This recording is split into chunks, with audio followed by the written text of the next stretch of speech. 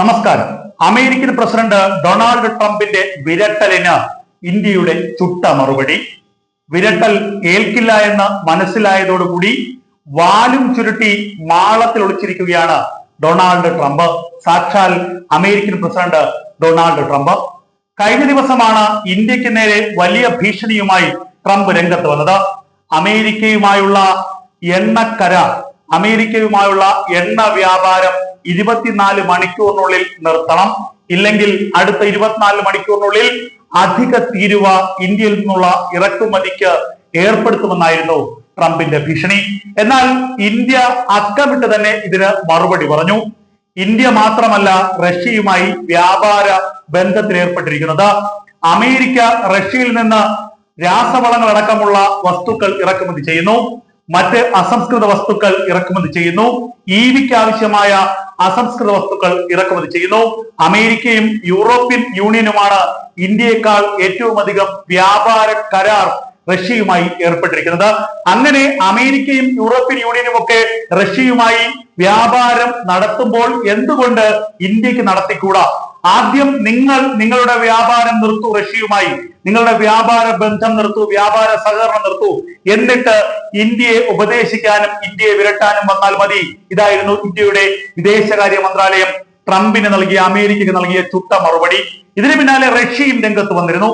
India അടക്കമുള്ള രാജ്യങ്ങൾ റഷ്യയുമായി നടത്തുന്ന വ്യാപാര ബന്ധത്തെ നശിപ്പിക്കാൻ, അവയെ വിച്ഛേദിക്കാൻ അമേരിക്ക സമ്മർദ്ദം ചെലുത്തുകയാണ്, അമേരിക്ക തന്ത്രങ്ങൾ കളിക്കുകയാണ് എന്ന് റഷ്യ ആരോപിച്ചു. ഇതൊരിക്കലും ശരിയല്ല. തങ്ങളുടെ വ്യാപാര പങ്കാളിയെ കണ്ടെത്താനുള്ള സ്വാതന്ത്ര്യം ഇന്ത്യ അടക്കമുള്ള എല്ലാ രാജ്യങ്ങൾക്കുമുണ്ട്. ആ സ്വാതന്ത്ര്യത്തെ ഹനിക്കുന്നതാണ് അമേരിക്കയുടെ നിലപാട്. റഷ്യയുടെ പരസ്യ പ്രതികരണം വന്നതിന് പിന്നാലെയാണ് അമേരിക്ക നിലപാടിൽ നിന്ന് മാറിയിരിക്കുന്നത്. ഇന്ത്യക്ക് അധിക ചുങ്കം ഏർപ്പെടുത്തുന്ന നടപടി ഉടനുണ്ടാകില്ലെന്ന് ഡൊണാൾഡ് ട്രംപ് വ്യക്തമാക്കിയിരിക്കുന്നു.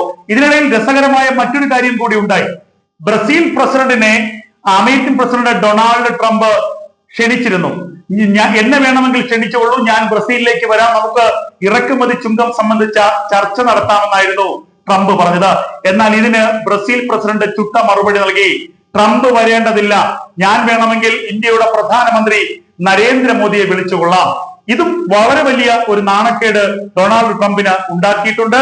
ദിവസങ്ങൾക്ക് മുൻപാണ് ബ്രസീലിൽ നിന്നുള്ള ഇറക്കുമതിക്ക് 50% അധിക ചുങ്കം അമേരിക്ക ട്രംപ് ഏർപ്പെടുത്തിയത്. ട്രംപിന്റെ മണ്ടൻ തീരുമാനങ്ങൾ അമേരിക്കയുടെ സാമ്പത്തിക സ്ഥിതിയെ വലിയ തോതിൽ ദോഷകരമായി ബാധിക്കുമെന്ന് സാമ്പത്തിക വിദഗ്ധർ തന്നെ വ്യക്തമാക്കുന്നുണ്ട്.